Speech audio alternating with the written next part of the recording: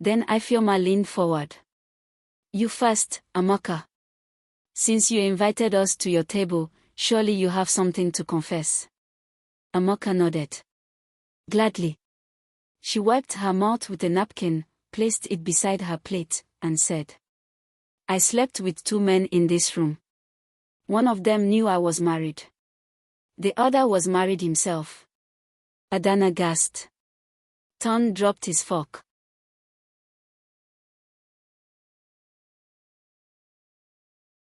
Amaka sat in her SUV outside her children's school, watching the students trickle out through the gates. Her son spotted her first and waved, his backpack bouncing as he ran. For a moment, her world felt normal. But as she drove home, her mind returned to the past few days.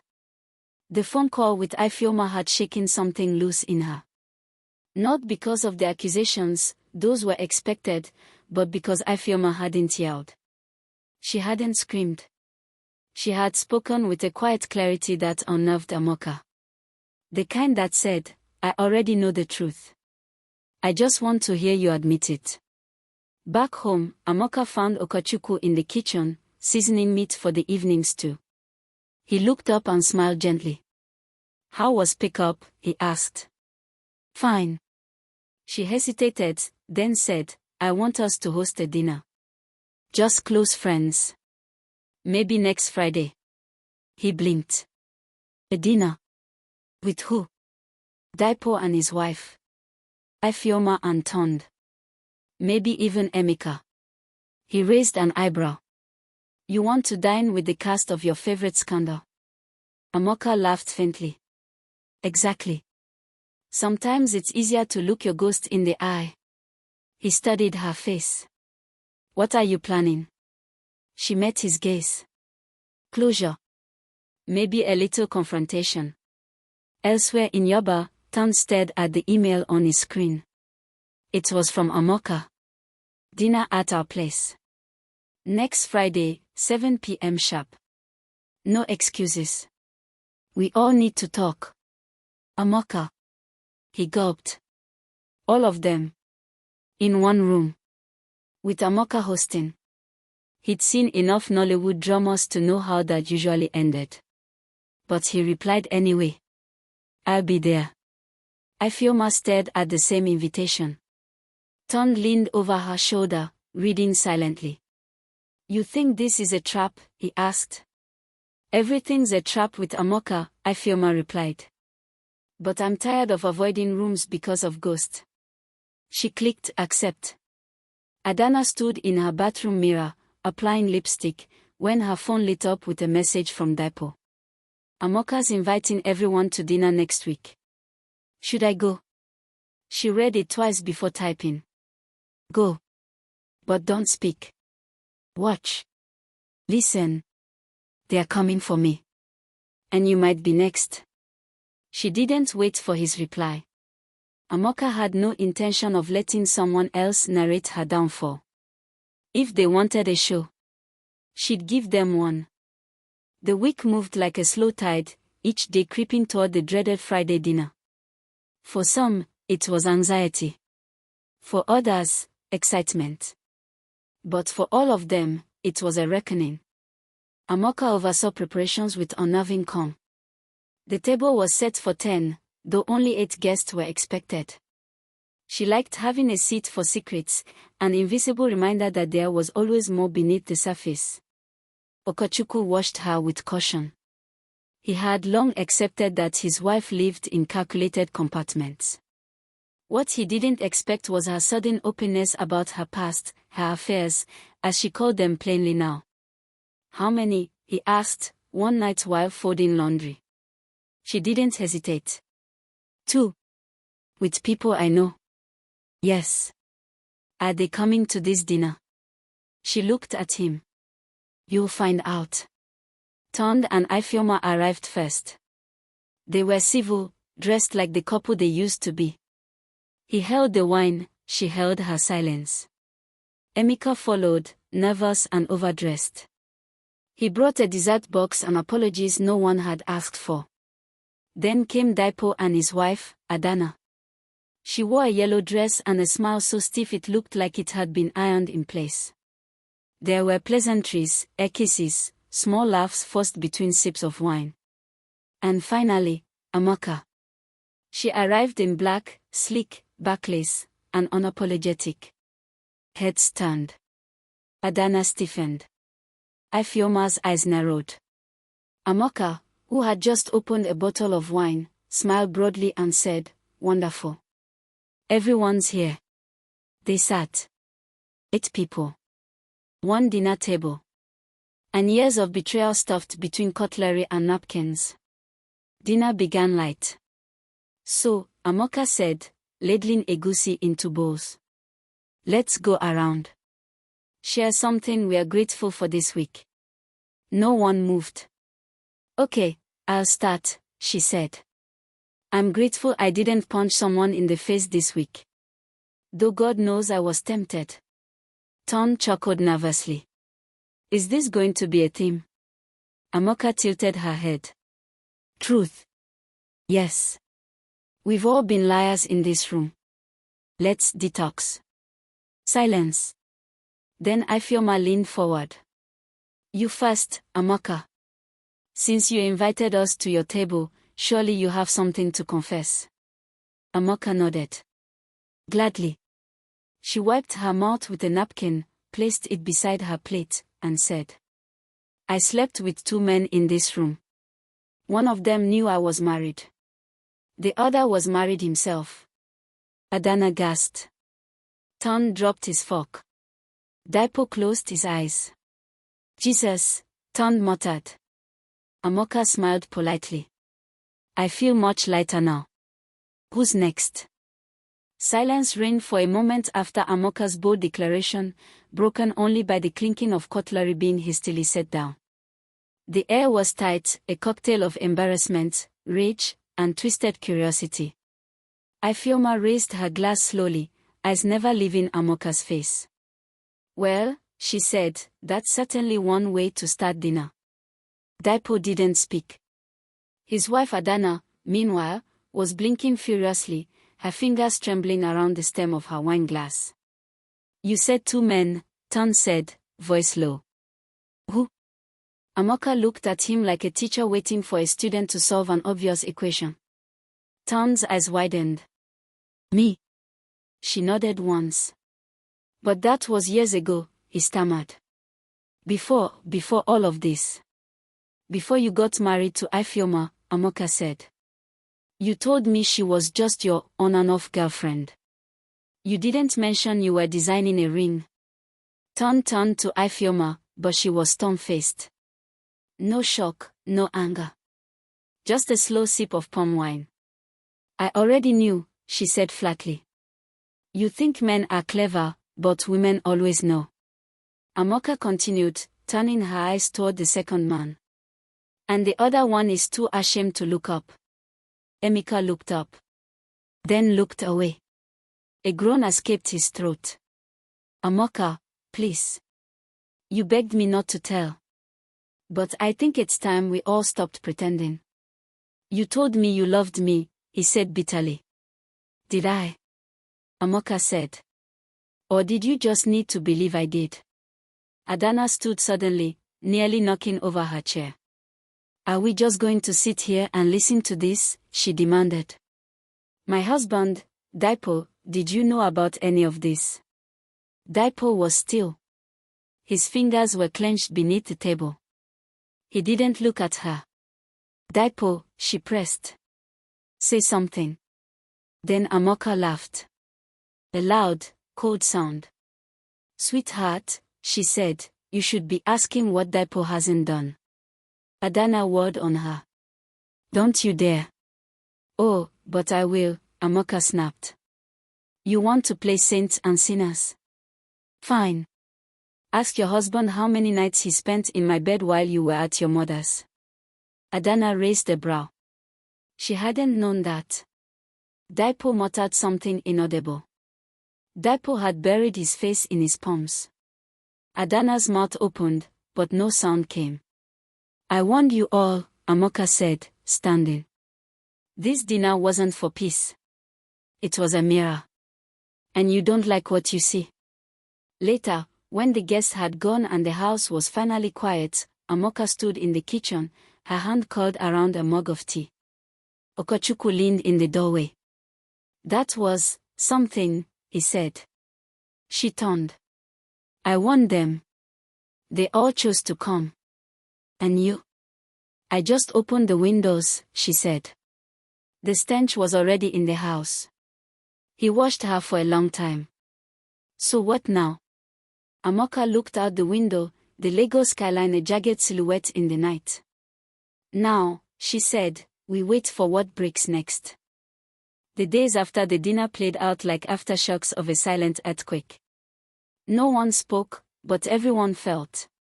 Conversations were avoided, calls ignored, and when they did happen, they were laced with tension. Amoka sat by her bedroom window, thumbing through an old photo album. Pictures of smiles that now felt like performances. Daipo and Adana's wedding. Ton proposing to Ifeoma. Ton's graduation party where she'd first kissed him behind a curtain. She snapped the album shut. Ton, meanwhile, couldn't sleep. The guilt was rotting him from the inside. It hadn't just been an affair with Amoka. It had been multiple. And while he'd convinced himself it was harmless, that Okachukwu had never really been good for her, deep down, he knew he had crossed every line of friendship, respect, and loyalty. And worse. There had been others. Not just Amoka. His job as a banker had introduced him to desperate clients, lonely wives, and vulnerable women who saw him as a man who could help. He had always justified his indulgences by telling himself he was just helping them cope. He was available, after all. But Amoka. She had been different. He had fallen. And she had let him. And now, everything was unraveling. Adana refused to return home. She stayed in her sister's flat, fuming in silence, flinging insults at Daipo's name whenever it was brought up. He was sleeping with Amoka of all people, she spat. The same woman who called my girlie tired during my engagement party. Her sister tried to comfort her, but Adana didn't want comfort. She wanted revenge. She began calling lawyers. Started making lists of joint properties. Bank accounts. The new car he had just bought. I'll leave him with boxers and regrets, she muttered. Ton confronted Ifeoma. I need to explain, he said. She looked at him over her laptop. You had your chance years ago. It didn't mean anything. Then why didn't you tell me? He had no answer. She shut her laptop and stood. You think Amoka broke this marriage? You broke it the day you believed you could lie to me forever and I wouldn't notice. Back at Amoka's house, Okachukwu had grown quieter. At night, he lay awake, replaying the things she had said. The way she had confessed, the names she had named. But more than anything, the ease with which she had done it. She had been cold. Too cold. He wondered if his wife had always been this way or if something had hardened her beyond repair. And if so, was it his fault? One morning, as she stepped out of the shower, he asked, was there ever a time you loved me? Amoka stared at him, water dripping from her braids. Yes, she said. But love isn't firewood. You don't expect it to keep burning if no one adds more wood. The city of Lagos continued its unrelenting hum, generators buzzing, downfalls honking, radios blaring with Afrobeats and political talk. But for Amoka and the circle of friends now fractured beyond repair, everything had gone still. They were all stuck in quiet reckonings. Amoka found herself attending mass again, not for salvation, but for silence. She sat at the back of the cathedral one afternoon, the marble floor cool beneath her sandals. Her fingers twitched, unsure whether to clasp in prayer or fold in defiance. A priest passed, nodded at her, paused. You look like someone with something heavy on her heart, he said gently. She gave a bitter smile. What if it's not just my heart that's heavy? What if it's my hands too? He took a seat beside her. Then you should speak. Even God listens better when we do. So, she spoke. Not the whole truth, but enough to crack the dam. I betrayed my husband, she said. More than once. And I don't feel sorry. The priest blinked but didn't flinch. Why? Because I gave him everything. I was loyal for years. And when I finally asked for honesty or affection, he gave me nothing. Not even lies. Just silence. She didn't cry. She was long past tears. What are you hoping for now? The priest asked. A sign, she whispered. Or maybe just the nerve to let go of what I've become. Across town, Tom sat on his office balcony, staring down at the street vendors below. A cold bottle of malt in his hand, untouched. He had called his therapist. The one he had ghosted months ago when things started to feel too real. Now, he was ready. His guilt had become louder than his pride. In therapy, he spoke for an hour. I'm not a bad person, he insisted. But I've done bad things. I've used people, especially women, as tools. For comfort. For distraction. For control. The therapist, a calm middle-aged man with a voice like soft cloth, simply asked, "What do you think you were hiding from?" Ton paused. Then broke. Myself. Dipo came home to find the locks changed. A small note on the door read, "Call my lawyer. You'll find her number where you keep your condoms." He laughed. Bitter, flat. He didn't even knock. Just slumped onto the stairs and sat there for hours. When night came, he scrolled through old pictures of Adana. They had been beautiful together once. Before the lies. Before the amoka of it all. He sent her a voice note. "Adi, I deserve everything. I know. But if there's even a small piece of you that remembers what we had, please don't destroy me." No reply. Amoka was thriving in the chaos. Unbothered. Unashamed. She had always known the wives didn't like her. Now they had reason. Real ones. And strangely, she felt liberated. At her salon, she got her nails done and told her girls the entire story, Amoka's bombshell, the dramatic exits, Adana's scream.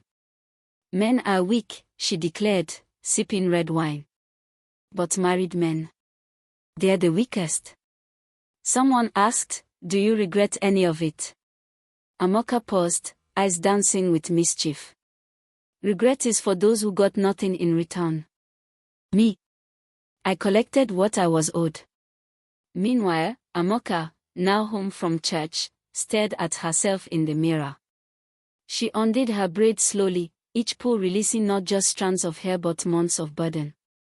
She whispered to her reflection, "You are not what they made you."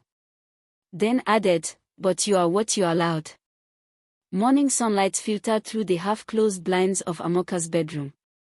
She lay in bed, motionless, listening to the distant sound of a water vendor yelling, "Maruwa," in the street. Life in Lagos didn't stop for anyone's pain. Her phone buzzed beside her. She ignored it. It buzzed again. This time, a message from Adana. "I know you're hurting. But I need to see you." Amoka stared at the message. Her hands trembled. Was this reconciliation or confrontation? Still, she replied. "Today. 3 p.m. Mainland Cafe." The cafe was quiet that afternoon. Outside, bus conductors barked, but inside there was only the whir of a ceiling fan and the low murmur of two elderly women playing cards in the corner. Amoka arrived first. She wore black. Not in mourning, just in clarity. Her outfit was sharp, her heels louder than her emotions. Adana came in, a few minutes late. She wore a soft yellow blouse, as if to signal gentleness, or maybe optimism. Neither woman smiled. They sat. Amoka spoke first. "So, Adana didn't touch her drink. I came to tell you I don't hate you. Amoka scoffed. Really? That's rich. I hate what you did. But I know why you did it. Amoka leaned forward, her voice lower. You don't know, Adana. You don't know what it feels like to sleep beside a man who only sees you as furniture. Who pretends you're fine just so he doesn't have to deal with your sadness. I begged for attention. For care. For truth. And I got silence. So yes, I made noise. Adana was quiet for a long time. Then she said, you chose the wrong kind of noise, Amoka. You burned the village when all you needed to do was leave it. Tears filled Amoka's eyes, but she didn't let them fall. I know, she whispered. But I didn't have the courage to walk away. So I destroyed things until they pushed me out. They sat in silence for a while. Then Adana asked, did you love him? Daipo. Amoka shook her head. No. I just needed someone to make me feel seen. Adana nodded slowly. I wish you had come to me first. I was ashamed. I wish you were. The sting of the words was sharp, but not cruel. Just true. That night, Ton drove to his parents' house in Suralere. His mother opened the gate, surprised. You didn't call. I didn't want to, he replied. He hadn't been there in months. Inside, they sat on the veranda. He stared into the darkness, his mother knitting beside him. I'm thinking of selling the house, he said suddenly. Your father's house? She asked, surprised. He nodded. Too many ghosts in that place. Too many mistakes. Maybe if I let go of the building, I can let go of what I did there. His mother didn't argue. Instead, she placed her hand gently over his. We all carry shame. But don't let it rot you. Let it teach you. Elsewhere, Amoka sat in bed, counting cash. Stacks of naira, bundled tightly. She was planning her exit. A quiet one. Rumors were swirling. The wives were angry. Someone had mentioned lawyers. There was even talk of retaliation. She didn't want to wait for war. She'd collected enough money, secrets, whispers, to vanish into a new life. Port Harcourt maybe. Or even Ghana. She didn't care. She wasn't a villain in her story. Just a woman who played the game with open eyes. And for now, she was winning. Amoka, alone again, stood in her kitchen holding a matchbox. One match lit. Flame steady. She watched it burn until it kissed her fingers. She dropped it into the sink and whispered. I will rebuild. From these ashes. Just watch me. The days that followed were silent, but not peaceful. Ifioma moved out of the house she once shared with Tand. The house that had seen laughter, betrayal, and silence thick enough to suffocate. She packed slowly, each item reminding her of a life that now felt distant. A picture frame. A perfume bottle. A lace gown she wore on their third anniversary. She left the gown behind. Her new apartment was smaller, quieter, tucked away in Ikeja GRA. It wasn't far from her old life, yet it felt like another planet. The walls were bare. The air clean. No memories. No ghost. Just space. Turned, on the other hand, couldn't bear the emptiness. The house echoed. Every creak of wood sounded like her voice. Every dark corner whispered her name. He walked past their bedroom without entering it. He now slept in the guest room. Alone. He tried to distract himself. He returned to work, agreed to weekend hangouts with his friends, even downloaded a dating app. But nothing clicked. No woman's laughter matched hers. No smile felt warm. No touch felt safe. His guilt followed him everywhere, like a shadow at noon. He'd failed her. Not just as a husband, but as a friend. Meanwhile, Adana began writing again. It started as therapy, a simple journal. Then the pages turned into essays. Then stories. Her publisher, curious, asked for a draft. She titled it Scorched Earth: How Women Burn to Heal. It was raw, honest, and unflinching. She didn't name names. But the characters were too real to be fiction. Her editor called it brilliant. Brutal, but brilliant. I don't want revenge, Adana told her publisher. I want truth. I want women to see themselves and know they're not alone. One afternoon, Ifeoma received an email from Amoka. Subject: for what it's worth. You were never my enemy. You were just convenient. I was tired of being invisible in this man's world, and you were a mirror I hated looking into. We both lost, but at least you walked out whole. I'm leaving Lagos. Don't look for me. Ifeoma read the email 3 times. She didn't reply. She didn't need to. Weeks turned into months. One morning, Tom showed up at Ifeoma's office. He didn't call. He just stood there in reception with a nervous smile and a plastic bag. Inside the bag, puff puff, zobo, and a note. No apologies. Just, I miss the way you laughed when your puff puff had too much pepper. I hope you're smiling more these days. T. She didn't know whether to laugh or cry. But she did smile. That weekend, Ifeoma stood on her small balcony watching the city breathe beneath her. Lagos, chaotic as ever, kept moving. Kept growing. Kept healing. Just like her. She wasn't sure what tomorrow held. Maybe reconciliation. Maybe friendship. Maybe nothing at all. But whatever it was, it would be hers. She poured herself a glass of red wine and raised it to the sky. To scars, she whispered, and the strength it takes to wear them. Amoka had always been the kind of woman who lived by a code, one forged from quiet observation, survival, and grit. But now, in her solitude, she realized that some of those rules no longer served her. Some had been borrowed from other people's expectations. Others had been tools of self-preservation that eventually turned into cages. So, she began rewriting her life. She woke earlier. Started running in the mornings. Took herself to dinner once a week. Unfollowed people who drained her spirit. Stopped apologizing for being complicated. The freedom was intoxicating. Across town, Tom was learning his own lessons. He enrolled in therapy. Reluctantly at first, spurred on by a conversation with his sister who had grown tired of his self-pity. But by the second session, he started talking. About his father's emotional absence. About needing to be the good guy. About mistaking passivity for peace. I wanted to be liked, he admitted during one session. I wanted to be adored, not questioned.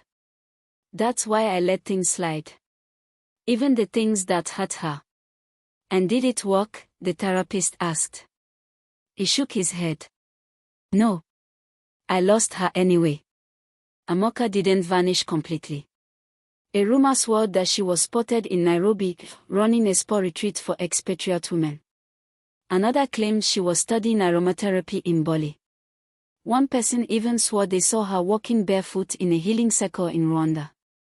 Amoka didn't care to confirm any of it.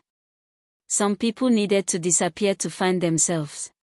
Others simply ran from the damage they caused. Either way, the chapter was closed. Adana's book hit the market like wildfire. It trended online within hours. Women, housewives, CEOs, students, quoted passages that cut like glass. You are not hard to love. You are just tired of bleeding for those who never learned how to hold a heart. There was buzz that the book would be adapted for screen. That Oprah's people were reading it. That TED Talks were already calling. But Adana didn't flinch. She had found peace not in fame, but in voice. And when Depo sent her flowers with a note saying, "Maybe we can talk," she returned them. Unopened. Turned and Ifeoma made slow progress. A few therapy sessions. Long walks on Sunday evenings. No promises. No labels. Just conversation. It was awkward at first. Then warm. Then safe again. Sometimes, rebuilding isn't about starting over. Sometimes, it's about starting differently. One evening, Amoka hosted a small gathering. This time, just women. A circle. They ate jollof rice, drank sweet palm wine, and danced in bare feet on a tiled floor. The music was loud. The laughter louder. And in a quiet moment, Adana leaned over and said, "We survived, you know." Amoka smiled. "We did more than survive. We woke up."